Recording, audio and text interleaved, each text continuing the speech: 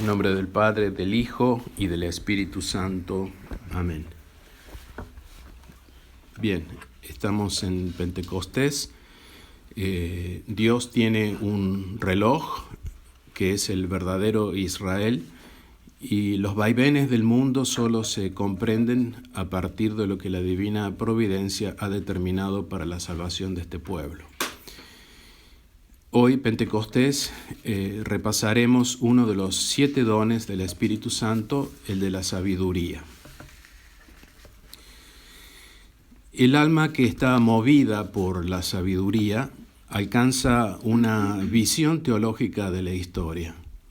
O sea, la historia comprendida desde la teología, desde la relación con Dios, que le permite percibir cómo Dios gobierna el mundo y detectar inmediatamente la acción de los enemigos de Jesucristo, a saber, el diablo y el anticristo, y sus secuaces aquí en la tierra. La sabiduría da a entender ese gobierno de Dios en el mundo y la lucha contra los enemigos. En el verdadero Israel hay entrometidos judíos que dicen ser judíos, pero no lo son porque mienten, los de la sinagoga de Satanás, como leemos en el Apocalipsis. Estos embaucadores que están en el pueblo de Israel engañan tanto a los mismos israelitas de buena voluntad, sinceros, como a los musulmanes, quienes son tan circuncidados como aquellos que vienen de la esclava Agar y cuyas cabezas son judías, pues son una creación judía. Los musulmanes son una creación judía. Y son, avalados, son financiados por ellos. Son sus cabezas. Estos fueron judaizados por sus cabezas, los judíos, como digo, para matar judíos de buena voluntad y a todo aquel que sea infiel al islamismo, en particular el cristianismo, en particular el catolicismo. Y esto se ve, uno lo puede ver a lo largo de la historia, que así siempre ha sucedido. Los embaucadores que están dentro del pueblo de Israel no se detienen nunca en el mal, sino que progresan constantemente en detrimento de sus víctimas. San Pablo los intimida. Los hombres malos y los embaucadores irán de mal en peor, engañando y engañándose. Solo en el día del juicio habrá justicia para los justos, que estarán de pie en ese momento. Entonces los justos, dice el libro de la sabiduría, se presentarán con gran valor contra aquellos, es decir, contra los de la sinagoga de Satanás que le han hecho siempre la guerra, que los angustiaron y les robaron sus fatigas. Mas para los pérfidos habrá, continúa el libro de la sabiduría, turbación y un temor horrendo se apoderará de ellos y han de asombrarse de la repentina salvación de los justos que no esperaban. No esperan la salvación de los justos. Continúa el libro de la sabiduría. Arrepentidos y arrojando gemidos de su angustiado corazón, porque ya se encuentran en el infierno, dirán dentro de sí, estos son los que en otro tiempo fueron el blanco de nuestros escarnios y el objeto de oprobio, insensato de nosotros, cuando ellos tomen conciencia de lo que han hecho, de lo que hacen, toda la conciencia, porque saben, su vida nos parecía una necedad y su muerte una ignominia.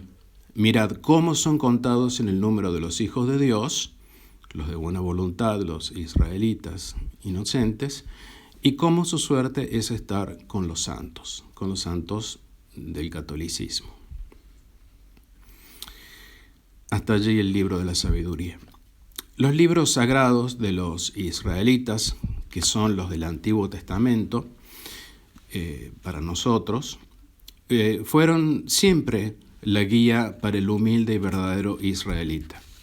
Después de la destrucción del templo de Jerusalén en el año 70, los hijos de la serpiente, estos judíos falsos, adulteraron el elenco de los libros del Antiguo Testamento, creando así un nuevo elenco que se conoce con el nombre de Tanaj.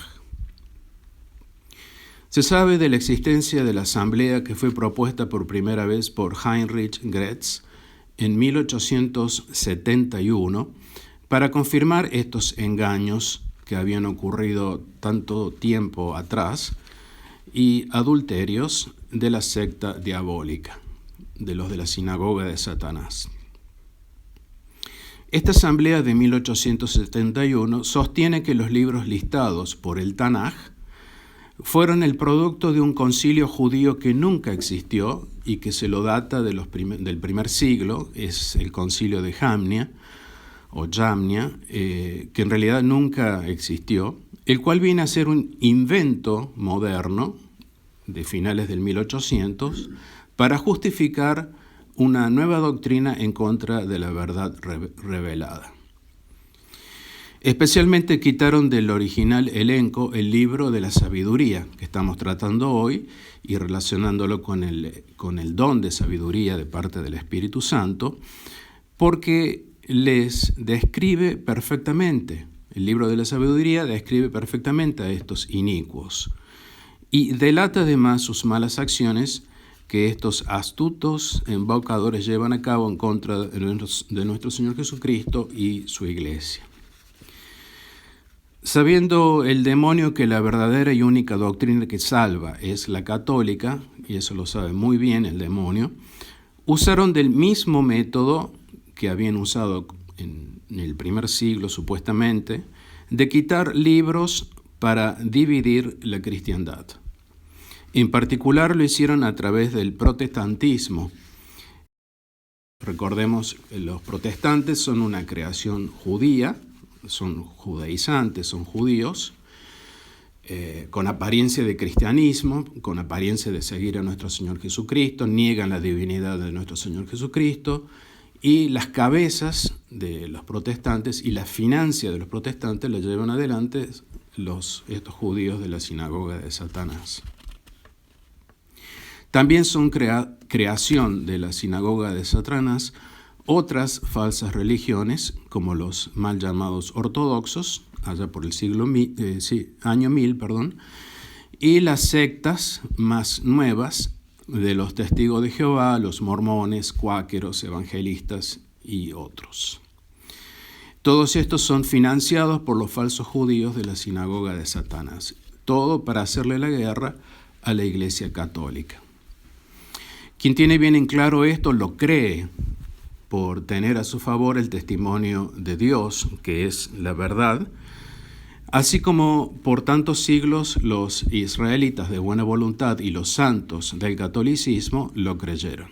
Los libros revelados por Dios son entonces 73, y a esto lo creemos por fe, porque la Iglesia lo dice así, con San Dámaso, que primero establece el elenco de los libros, tanto del Antiguo como del Nuevo Testamento.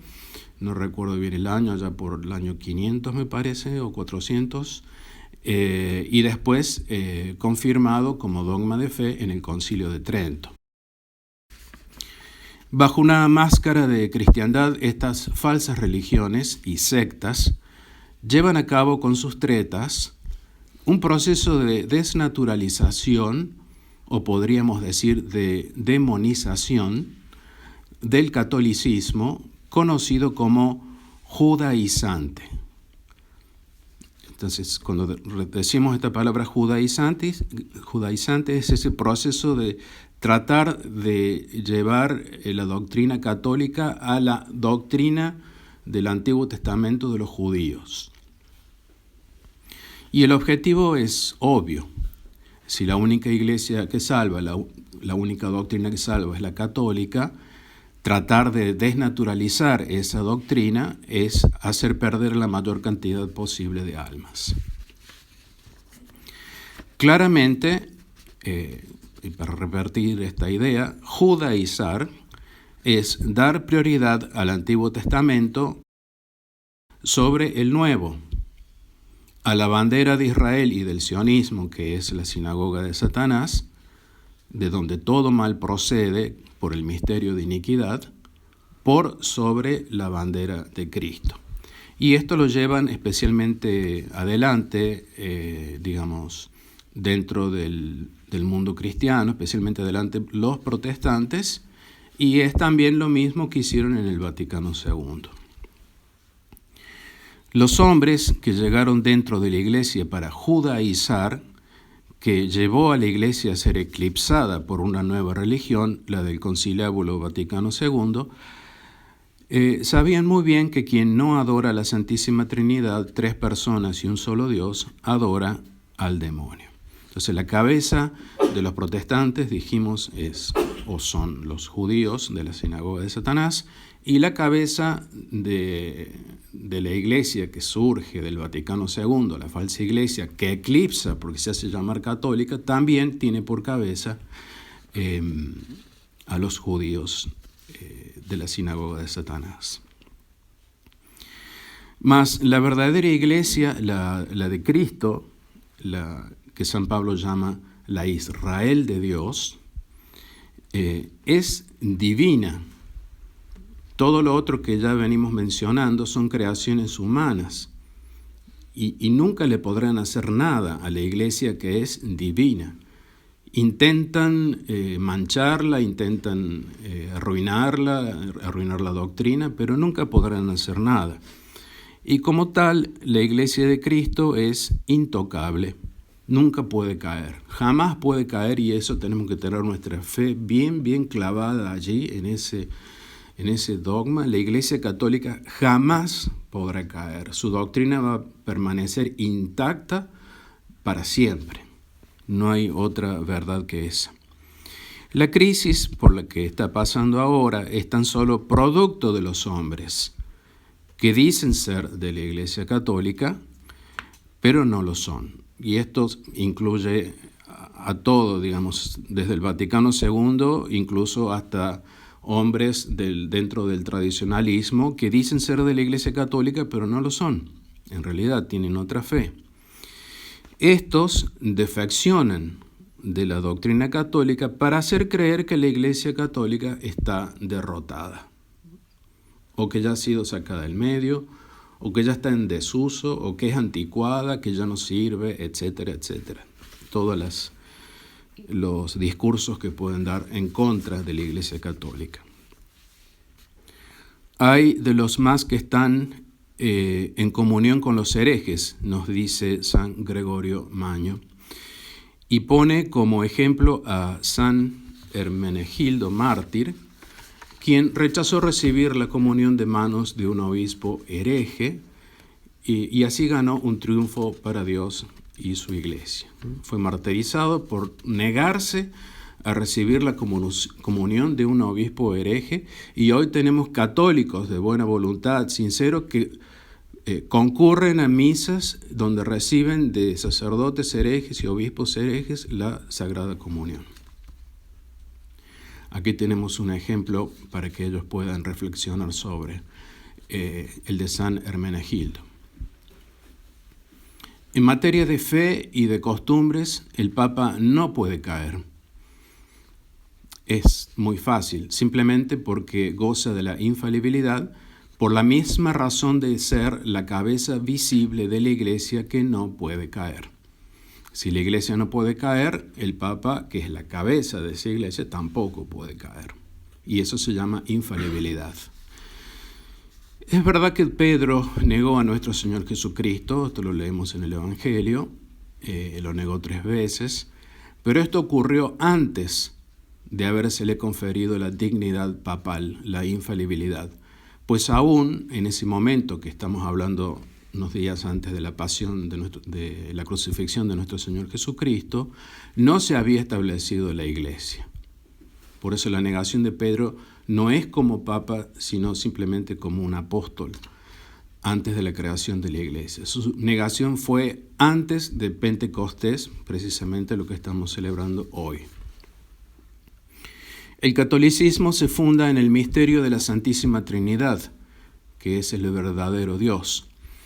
El proceso judaizante o demonizante lo ataca el catolicismo, precisamente negando la divinidad de nuestro Señor Jesucristo, con lo cual indirectamente, digamos, se ataca a la Santísima Trinidad, porque Jesucristo es Dios, una de las personas de la Santísima Trinidad, y a la vez la permanente acción santificadora del Espíritu Santo desde los comienzos del mundo. También se ataca esta acción de la otra persona de la Santísima Trinidad, del Espíritu Santo. Por eso el objetivo es atacar la Santísima Trinidad, que es el verdadero Dios, cuya fiesta tenemos el domingo próximo. Es raro escuchar en la tradición que se defienda o que se predique sobre el ataque que sufre la Santísima Trinidad, y esto es muy lamentable. Consciente o inconscientemente, no los vamos a juzgar, indirectamente se niega el dogma de la Santísima Trinidad. Al no defenderlo, al no predicar sobre él correctamente y hacer entender los problemas que está sufriendo la Santísima Trinidad, se niega este dogma. Exactamente los 2 primeros versículos del Génesis abren la Biblia con una magnífica alusión a la Santísima Trinidad. Fíjense, los 2 primeros versículos del Génesis. No estamos hablando de un versículo en el medio de la Biblia, sino los 2 primeros. Al principio Dios creó el cielo y la tierra, y el Espíritu de Dios se movía sobre las aguas. Desde antiguo se ha observado la semejanza de este pasaje con este otro de San Juan. En el principio era el Verbo, y el Verbo era Dios, que leemos todos los domingos al finalizar la misa. La Biblia comienza con Dios Padre Creador. Al principio Dios creó, Dios Padre Creador. El Hijo, por quien todo fue, y el Hijo por quien todo fue creado. El Hijo es el principio. San Pablo llama a Cristo el principio. Esto lo dice en la carta a los Colosenses. Y dice que por Él fueron hechas todas las cosas, las del cielo y las de la tierra. Todas las cosas fueron creadas por medio de Él y para Él, lo mismo que dice el primer versículo de la Biblia, el Génesis. También el Apocalipsis, ya estamos hablando de los últimos versículos de la Biblia, llama a Jesucristo el principio. Hay 2 citas particulares del Apocalipsis. Esto dice el Amén, el testigo fiel y veraz, el principio de la creación de Dios. Lo mismo que dice el versículo 1 de la Biblia, el principio de la creación de Dios. Y el otro texto del Apocalipsis, yo soy el Alfa y el Omega, el primero y el último, el principio y el fin.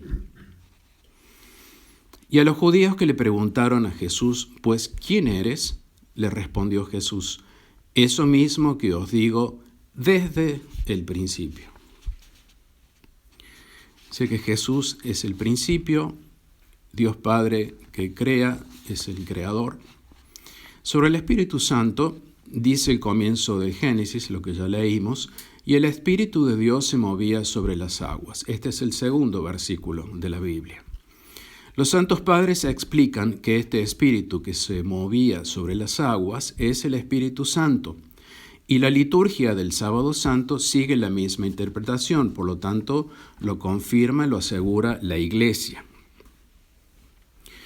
Revoloteaba sobre las aguas a la manera de las aves, por lo cual es simbolizado por la paloma en el Nuevo Testamento. El Espíritu Santo es el artífice que sacó del caos un mundo bien ordenado. Es, pues, un error creer que el Espíritu Santo solamente se manifiesta en el día de Pentecostés, solamente se manifiesta en su venida en Pentecostés, como si hubiera estado inactivo desde los comienzos de la creación. No, está desde el comienzo, desde el principio, junto a Dios, Padre Creador, porque son la Santísima Trinidad. El Espíritu Santo es la presencia benigna del Espíritu de Dios, que todo lo vivifica, siempre moviéndose sobre el caos del mundo y formando el reino de Dios sobre la tierra. Se insinúa en estos 2 primeros versículos de la Biblia, dice San Buenaventura, la Trinidad entera. El Padre con el nombre de Dios Creador, el Hijo con el nombre de Principio y el Espíritu Santo con el nombre de Espíritu de Dios. Vislumbramos entonces en los primeros versículos de la Biblia el misterio de la Santísima Trinidad y la eterna preocupación de Dios Trino por nuestra salvación, que es el primer mensaje que nos da, es la Santísima Trinidad. Son de admirar estas luces que Dios nos hace ver desde el Antiguo Testamento sobre el misterio de los misterios. El plural majestático que se usa también en el libro del Génesis, hagamos al hombre a nuestra semejanza, hagamos y nuestra, porque somos la Trinidad los que los creamos y a nuestra semejanza. Bien, igualmente el cuadro de Abraham ante la presencia de los tres jóvenes, este texto es hermosísimo, del capítulo 18 de Génesis, se le apareció Yahvé a Abraham, y he aquí que estaban parados delante de él 3 varones o 3 ángeles, y postrándose en tierra dijo: Señor mío, si he hallado gracia a tus ojos, te ruego, no pases de largo junto a tu siervo.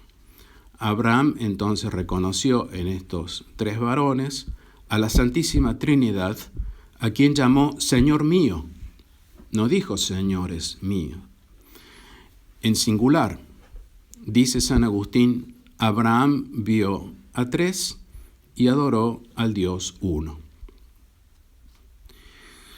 Los apóstoles entendieron o dieron a entender que los verdaderos israelitas conocían muy bien esta verdad sobre la Trinidad. Ahora sí nos hablas claramente, le dicen a Jesús, y sin parábolas. Ahora sabemos que conoces todo, y por esto creemos que has venido de Dios, puesto que Cristo les había dicho: salí del Padre y vine al mundo, otra vez dejo el mundo y retorno al Padre. Pero otros, es decir, los apóstoles bien conocían el misterio de la Santísima Trinidad, pero otros israelitas no conocían la verdad sobre la Santísima Trinidad. Y esto lo podemos ver cuando San Pablo les preguntó a algunos discípulos: ¿habéis recibido el Espíritu Santo? Y ellos les contestaron: ni siquiera hemos oído hablar de que haya Espíritu Santo. Entonces, algunos lo conocían, al Espíritu Santo, otros no. Dios se reserva la revelación de sus misterios para algunos, los que son humildes como niños. Dios Padre hace comprender a los pequeñuelos mientras esconde sus secretos, como dijo Jesús, a muchos tenidos por sabios y prudentes. La sabiduría oye siempre la voz de la verdad. Es una suerte de instinto espiritual por la verdad, como también podríamos decir como un olfato por la verdad, que permite a quien es fiel a Dios captar inmediatamente las verdades de la fe y distinguirlo del error. Esto es muy, muy importante. Este es el don de la sabiduría del Espíritu Santo, explicado lo más simple posible, lo más fácil posible para que uno lo pueda recordar. Es un instinto que me permite conocer la verdad de fe. Y a la vez el error, porque tengo que distinguirla del error.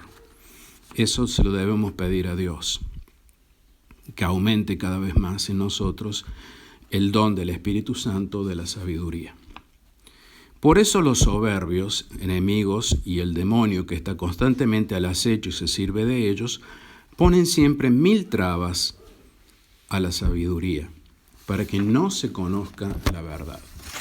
Entonces, la falta de no conocer la verdad es el producto de la falta de sabiduría, el producto de la falta de ese don del Espíritu Santo, o al menos la falta del ejercicio de ese don.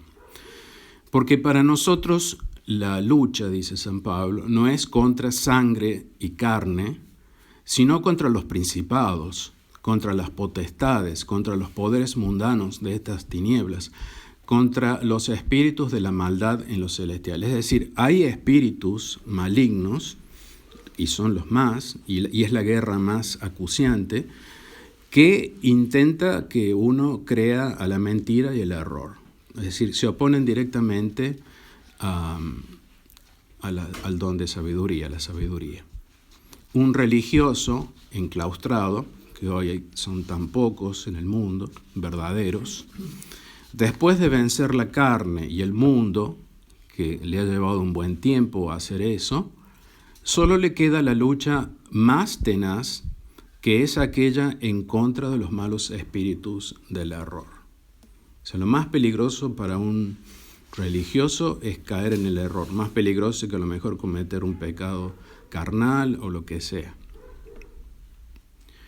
A quien no es fiel y no tiene buena voluntad y disposición para con la verdad, Dios los castiga. Dios los castiga a fin de que crean la mentira por no haber amado la verdad, dice San Pablo a los tesalonicenses. Hay hombres de la iglesia tradicional que no tienen esta buena voluntad de amar la verdad y disposición, dicen pero no hacen. Por este castigo de Dios se convierten en incapaces de distinguir la verdad del error. El que no es de Dios no nos escucha, no escucha a los apóstoles, dice San Juan, y en esto conocemos el espíritu de la verdad y el espíritu del error, porque no los escuchan a ellos, porque no ejercitan el don de la sabiduría, si es que lo tienen. Se ha escuchado decir a un hombre de la iglesia tradicional, no todo el pueblo judío es culpable. Pero esto no está de acuerdo con la Sagrada Escritura. En el relato de la pasión, los soberbios judíos dijeron, la sangre de él sobre nosotros y sobre nuestros hijos.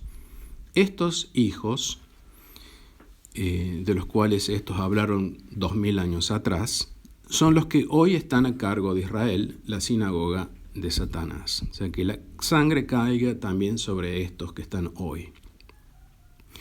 La culpabilidad es colectiva, se pasa de generación en generación. Los judíos de hoy son tan deicidas como los de entonces.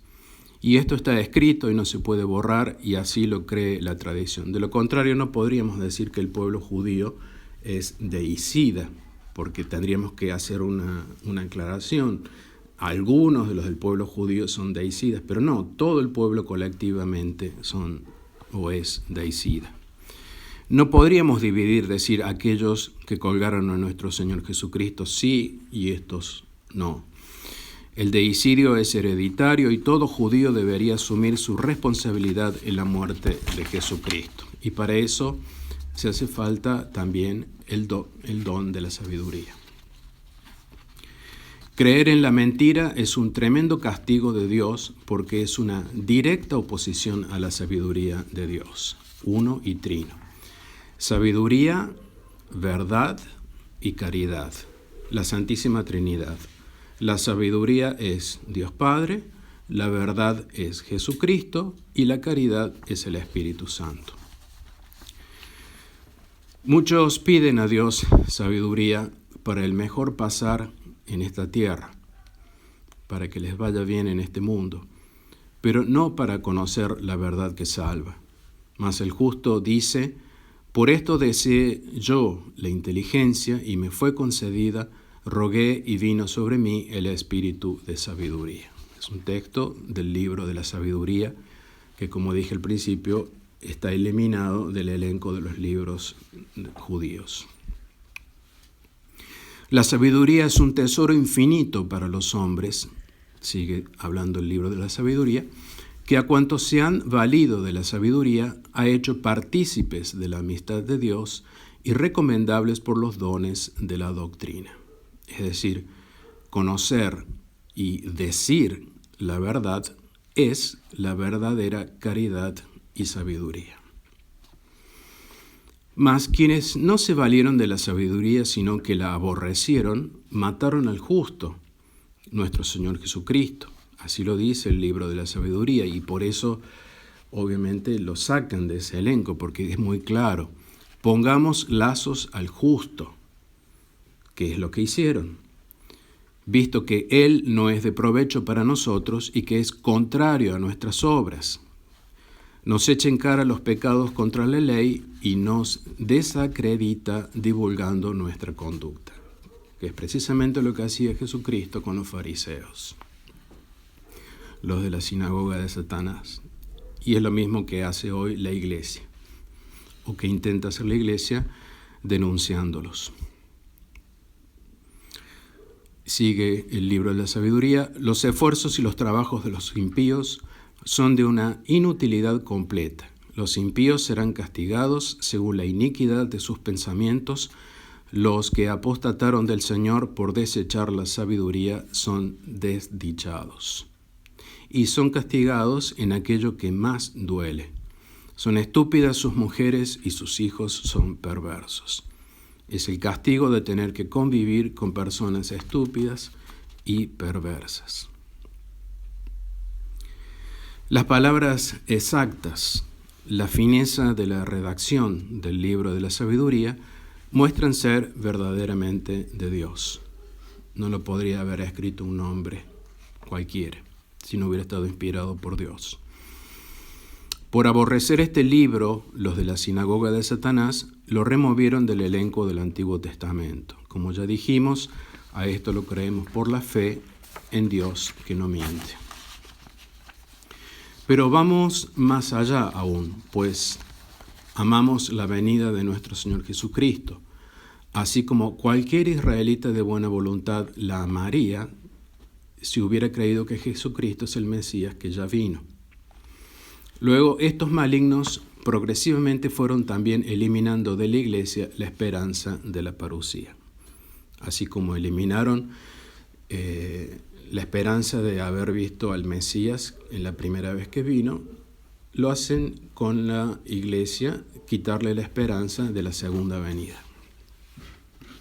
En los primeros siglos, esa impresión de que Jesucristo volvería en cualquier momento es lo que hacía la fuerza de la iglesia, porque vivían pendiente de eso. En cualquier momento viene Cristo, en cualquier momento viene Cristo, ya viene.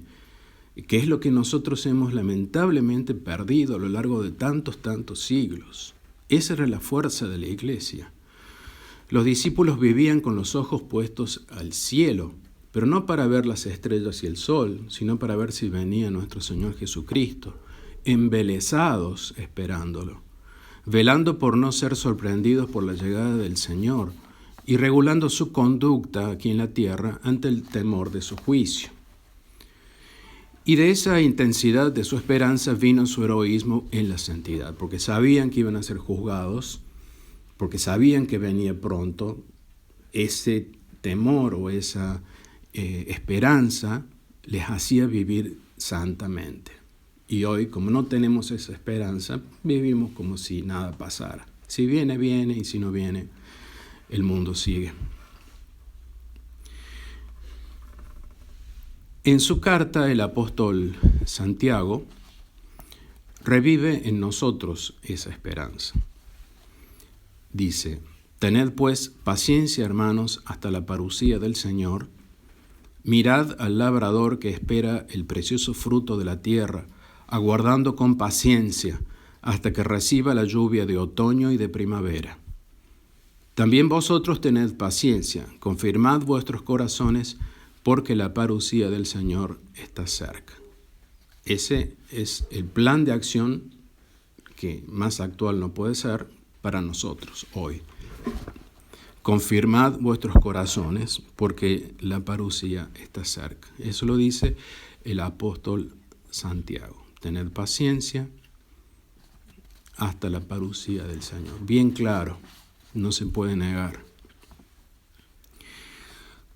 ¿Y por qué hay que confirmar nuestros corazones en la verdadera fe?